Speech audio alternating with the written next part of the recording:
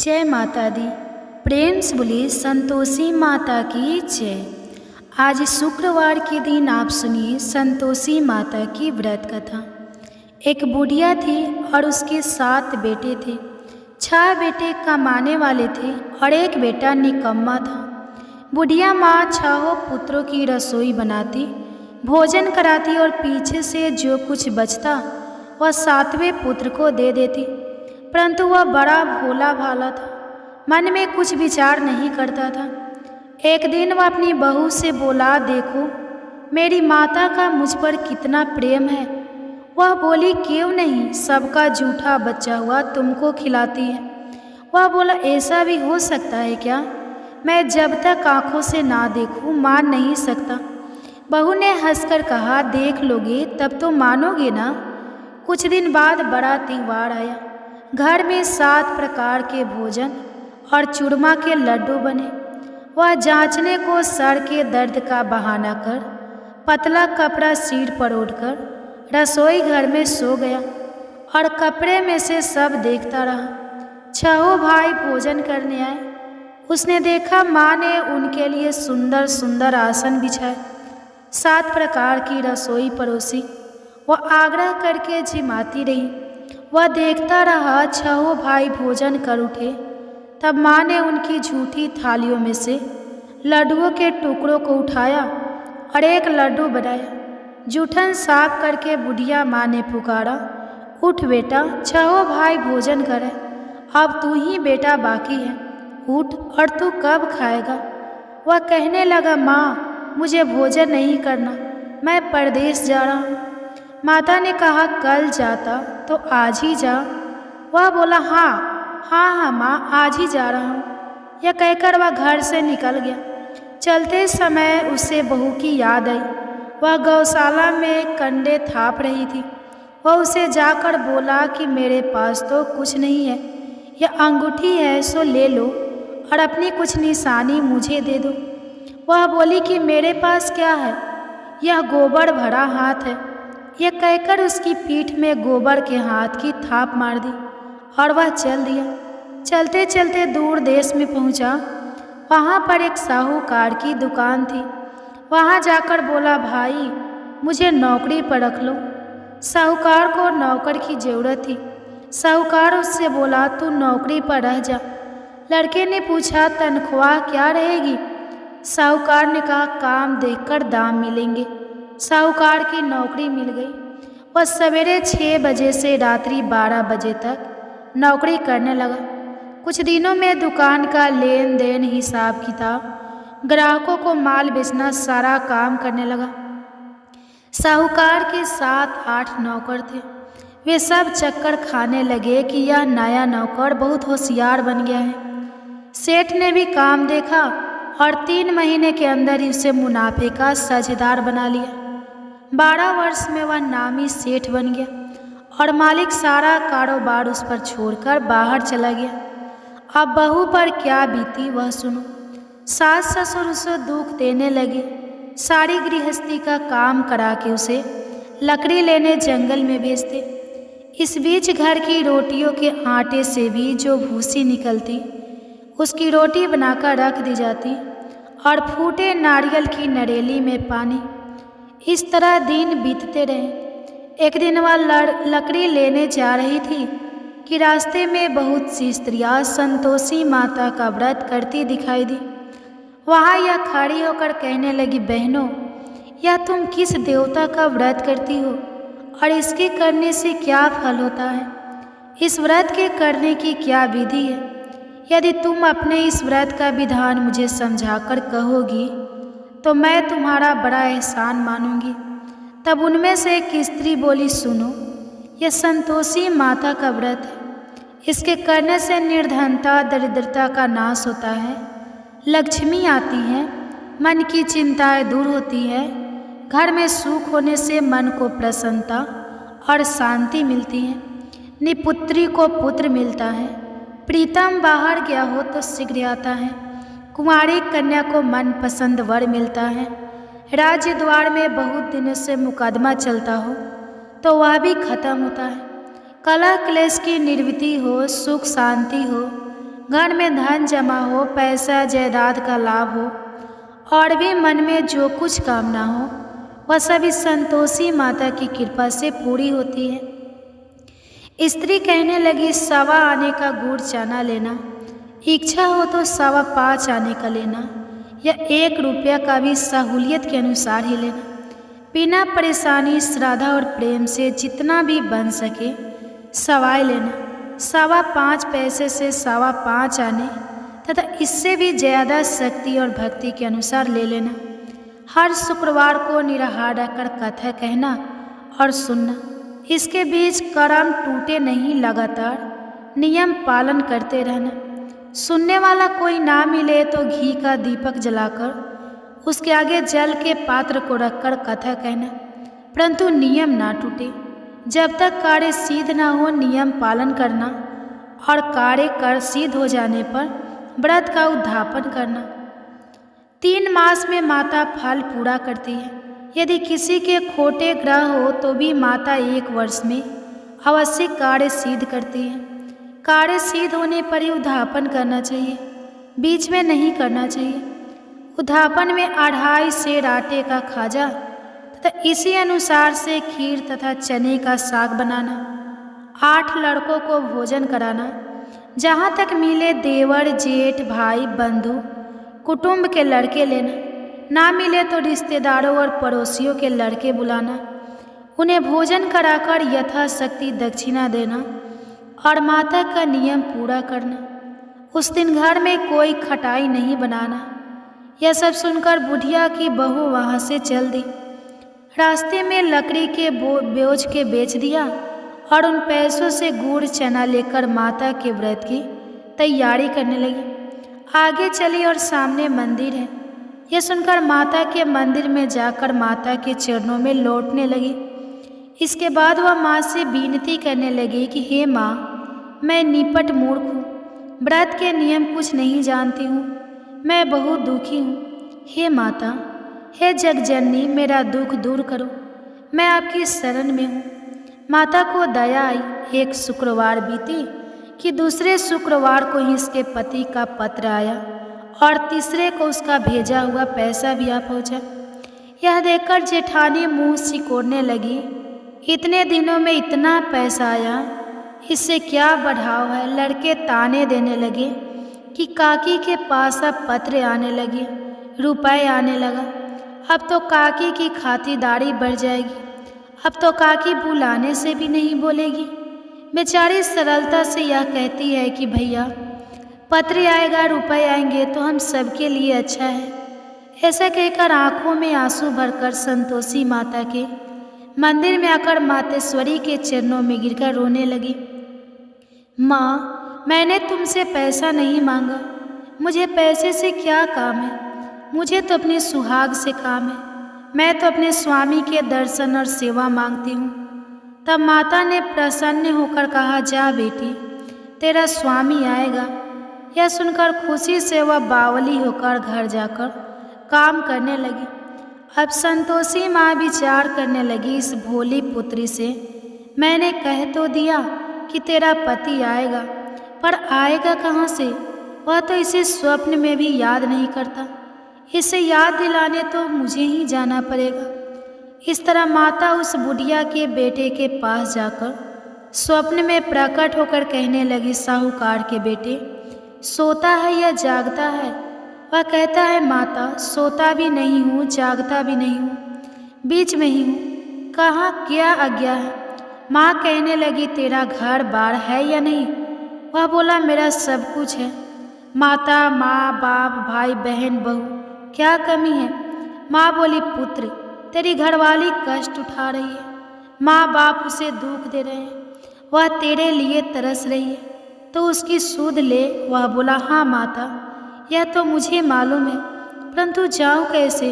परदेश की बात है, लेन देन का कोई हिसाब नहीं, कोई जाने का रास्ता नज़र नहीं आता, कैसे चला जाऊँ?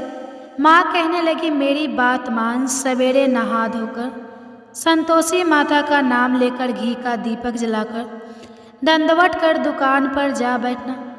देखते देखते तेरा लेन देन चुक जाएगा, जमा माल बिक जाएगा, सांझ होते धन का ढेर लग जाएगा। अब तो वह सवेरे बहुत ही जल्दी उठकर मित्र बंधुओं से अपने सपने की बात कहता है। वह सब उसकी बात अनसुनी करके खिल्ली उड़ाने लगे। कहीं सपने भी सच्चे होते हैं। एक बूढ़ा बोला, देख भाई मेरी बात मान। इस तरह 5 साँच झूठ कहने के बदले देवता ने जैसा ही कहा है वैसा ही करना। तेरा क्या जाता है। अब बूढ़े की बात मानकर वह नहा धोकर संतोषी माता को दंडवत घर घी का दीपक जलाकर दुकान पर जा बैठता है। थोड़ी देर में वह क्या देखता है कि देने वाले रुपया लाए, लेने वाले हिसाब लाए। कोठी में भरे सामानों के खरीदार नगद में सौदा करने लगे। शाम तक धन का ढेर लग गया। मन में माता का नाम लेकर प्रसन्न होकर घर जाने के वास्ते गहना कपड़ा सामान खरीदने लगा। यहाँ के काम से निपट घर को रवाना हुआ। उधर बहू बेचारी जंगल में लकड़ी लेने जाती है। लौटते वक्त माता जी के मंदिर पर विश्राम करती है। वह तो उसका रोज रुकने का स्थान ही था। दूर धूल उड़ती देखकर वह माता से पूछती है, हे माता यह धूल कैसे उड़ रही है। माँ कहती है, हे पुत्री तेरा पति आ रहा है। अब तू ऐसा कर, लकड़ियों के 3 बोझ बना ले। एक नदी के किनारे रख, दूसरा मेरे मंदिर पर और तीसरा अपने सिर पर रख। तेरे पति को लकड़ी का गड्ढा देखकर मोह पैदा होगा। वह यहाँ रुकेगा, नाश्ता पानी बनाकर खाकर माँ से मिलने जाएगा। तो लकड़ी का बोझ उठाकर जाना और बीच चौक में गड्ढा लाकर 3 आवाज़ें जोर से लगाना। लो सासू जी, लकड़ियों का गट्ठा लाई हूँ, भूसी की रोटी दो, नारियल के खोपड़ी में पानी दो।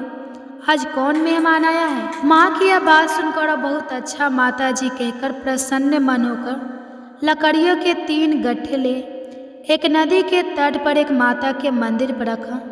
इतने में ही वह मुसाफिर आ पहुँचा। सूखी लकड़ी देखकर उसकी इच्छा हुई कि अब यहीं निवास करे और भोजन बनाकर खा पीकर गांव जाए। इस प्रकार भोजन बनाकर विश्राम लेकर गांव को गया। उसी समय बहू सिर पर लकड़ी का गट्ठा लिए आती है। उसे आंगन में डालकर जोर से 3 आवाज़ देती है। लो सासू जी, लकड़ी का गट्ठा लो, भूसी की रोटी दो, नारियल के खोपड़े में पानी दो। आज कौन आया है। यह सुनकर उनकी सास अपने दिए हुए कष्टों को भुलाने हेतु कहती है, बहू ऐसा क्यों कहती है, तेरा मालिक ही तो आया है। बैठ, मीठा भात खाकर कपड़े गहने पहन। इतने में आवाज़ सुनकर उसका स्वामी बाहर आता है और अंगूठी देखकर व्याकुल हो जाता है। माँ से पूछता है, माँ यह कौन है। माँ कहती है, बेटा यह तेरी बहू है। आज 12 वर्ष हो गए जब से गया है, तब से सारे गांव में जानवर की तरह भटकती फिरती है। काम काज घर का कुछ करती नहीं, 4 समय आकर खा जाती है। अब तुझे देखकर भूसी की रोटी और नारियल के खोपड़े में पानी मांगती है। वह लज्जित होकर बोला, ठीक है माँ, मैंने इसे भी देखा और तुम्हें भी। अब मुझे दूसरे घर की चाबी दो तो मैं उसमें रहूँगा। ठीक है बेटा, जैसी तेरी मर्जी। यह कहकर माँ ने चाबी का गुच्छा उसे दे दिया। उसने लेकर दूसरे कमरे को खोलकर सारा सामान जमाया और एक दिन में ही वहाँ राजा के महल जैसा ठाठ बाट बन गया।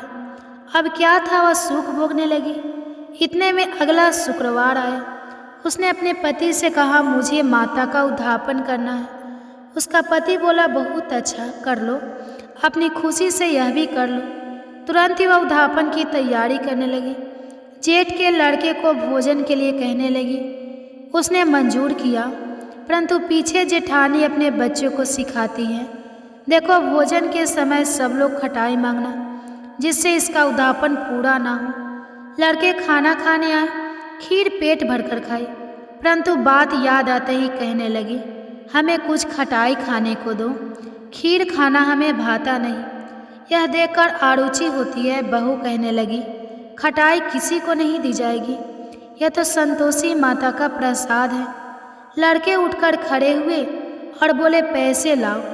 भोली बहू कुछ जानती नहीं थी, सो उन्हें पैसे दे दिए। लड़के उसी समय उठकर इमली लेकर खाने लगे। यह देखकर बहू पर माता ने कोप किया। राजा के दूत उसके पति को पकड़ कर ले गए और जेठ जेठानी मनमाने खोटे वचन कहने लगे। लूट लूट कर धन इकट्ठा कर लाया था, सो राजा के दूत उसे पकड़ कर ले गए हैं। अब सब मालूम हो जाएगा जब जेल की रोटी खाएगा। बहू से यह वचन सहन नहीं हुआ। रोती रोती माता के मंदिर में गई और बोली, हे माता, तुमने यह क्या किया? हंसाकर क्यों रुलाती हो? माता बोली, पुत्री, तूने उद्धापन करके मेरा व्रत भंग किया, इतनी जल्दी सब बातें भुला दी। वह कहने लगी, माता, भूली तो नहीं हूँ, ना कुछ अपराध किया है। मुझे तो लड़के ने भूल में डाल दिया, मैंने भूल से उन्हें पैसे दे दिए, मुझे क्षमा करो माँ। माँ बोली, ऐसी भी कहीं भूल होती है? वह बोली, माँ, मुझे माफ़ कर दो, मैं फिर तुम्हारा उद्धापन करूँगी। माँ बोली, अब भूल मत करना। वह बोली, अब भूल नहीं होगी माता। अब बताओ वे कैसे आएंगे? माँ बोली, जा पुत्री, तेरा मालिक तुझे रास्ते में ही आता मिलेगा। वह निकली, रास्ते में आते पति उसका आते मिला तो उसने पूछा, तुम कहाँ गए थे? वह कहने लगा, इतना धन जो कमाया है उसका टैक्स राजा ने मांगा था, वह भरने गया था। वह प्रसन्न होकर बोली, अच्छा हुआ, अब घर चलो। कुछ दिन बाद फिर शुक्रवार आया तो बोली, मुझे माता का उद्धापन करना है। पति ने कहा, कर लो। वह फिर जेठ के लड़के को भोजन को कहने लगी तो जेठानी ने एक दो बातें सुनाई और लड़के को सिखा दिए कि तुम पहले ही खटाई मांग लेना। लड़के कहने लगे कि हमें खीर खाना नहीं भाता, कुछ खटाई खाने को दो। तो बहू बोली, खटाई खाने को नहीं मिलेगी, खाना हो तो खाओ। यह कहकर ब्राह्मणों के लड़के लाकर भोजन कराने लगी। यथाशक्ति दक्षिणा की जगह एक एक फल उन्हें दिया। इससे संतोषी माता प्रसन्न हुई। माता की कृपा होते ही 9वें मास उसको चंद्रमा के समान सुंदर पुत्र प्राप्त हुआ। वह पुत्र को लेकर प्रतिदिन माता जी के मंदिर को जाने लगी। माँ ने सोचा कि यह रोज आती है, आज क्यों ना मैं ही इसके घर चलूं, इसका आसरा देखूं तो सही। यह विचार कर माता ने भयानक रूप बनाया। गुड़ और चने से सना मुख, ऊपर से सूंड के समान हो, ऊपर उस पर मक्खियाँ भिन भिना रही है। दहलीज में पैर रखते उसकी सास चिल्लाई, देखो कोई चुड़ैल डाकनी चली आ रही है, लड़कों इसे भगाओ नहीं तो किसी को खा जाएगी। लड़के डरने लगे, चिल्लाकर खिड़की बंद करने लगे। बहू रोशन दानवे से देख रही थी। प्रसन्नता से पगली होकर चिल्लाने लगी कि आज मेरी माता मेरे घर आई है। यह कहकर बच्चे को दूध पिलाने से हट जाती है। इतने में सास का क्रोध फूट पड़ा। वह बोली कि इसे देखकर कैसे उतावली हुई जो बच्चे को पटक दिया।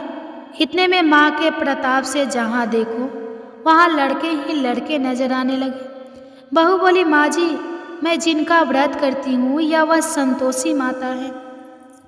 इतना कहकर झट से सारे घर के किवाड़ खोल दिए और सबने माता के चरण पकड़ लिए और विनती कर कहने लगे, हे माता, हम मूर्ख हैं, अज्ञानी हैं, तुम्हारे व्रत की विधि हम नहीं जानते। तुम्हारा व्रत भंग करके हमने बहुत बड़ा अपराध किया है। हे माता, बहू को जैसा फल दिया वैसा सबको देना। जो भी यह कथा पढ़ेगा या सुनेगा उसके सभी मनोरथ पूर्ण होंगे। प्रेम से बोलिए संतोषी माता की जय। आइए अब सुनते हैं संतोषी माता की आरती। जय जय संतोषी माता मैया, जय संतोषी माता, अपने सेवक जन की सुख संपत्ति दाता। ओम जय संतोषी माता मैया, जय संतोषी माता, सुंदर चीर सुनहरी माँ धारण की हो, हीरा पन्ना दम की तन श्रृंगारी हो। ओम जय संतोषी माता मैया, जय संतोषी माता, गेरू लाल छटावन छवि बदन कमल सोहे, मंद हसत करुणामय, मंद हसत करुणामय, त्रिभुवन जन मोहे। जय संतोषी माता। ओम जय संतोषी माता।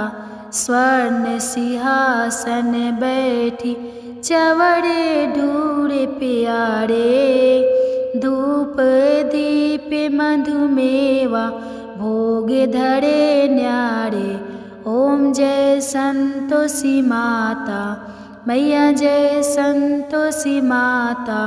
गुण अरुचिना परम प्रिय, माँ में संतोष कियो संतोषी कहलाए। भक्तन वैभव दियो। ओम जय संतोषी माता। मैया जय संतोषी माता। शुक्रवार प्रिय मानत आज दिवस सो भक्त मंडली छाई, गाथा सुनत मोही। ओम जय संतोषी माता। मैया जय संतोषी माता। मंदिर जगमगे ज्योति, मंदिर जगमगे ज्योति, मंगल ध्वनि छाई। विनय करे हमें बालक, विनय करे हमें बालक, चरण में सिर नाई। ओम जय संतोषी माता। मैया जय संतोषी माता। भक्ति भाव में पूजा अंगीकृत कीजिए, जो मन बसे हमारी इच्छा फल दीजिए। ओम जय संतोषी माता। मैया जय संतोषी माता।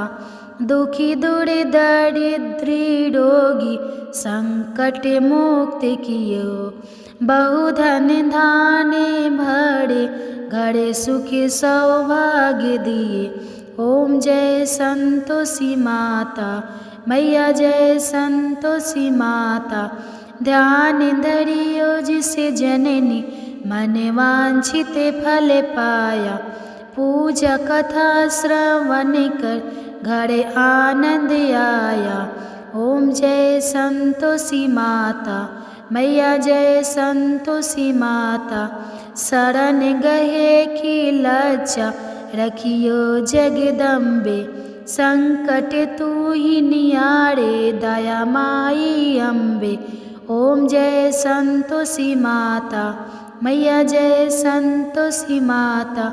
संतोषी माँ की आरती जो कोई नर गावे, मैया जो कोई नर गावे, रिद्धि सिद्धि सुख संपत्ति जी भर कर पावे।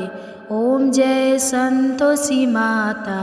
मैया जय संतोषी माता। ओम जय संतोषी माता। मैया जय संतोषी माता। प्रेम से बोलिए संतोषी माता की जय। आपको आज की कथा पसंद आए तो वीडियो को लाइक करके चैनल को ज़रूर सब्सक्राइब करिएगा और कमेंट्स में संतोषी माता की जय भी जरूर लिखिएगा। इसी के साथ आज आप हमारे चैनल पर और भी कथाएं सुन सकते हैं। ठीक है, तो प्रेम से बोलिए संतोषी माता की जय।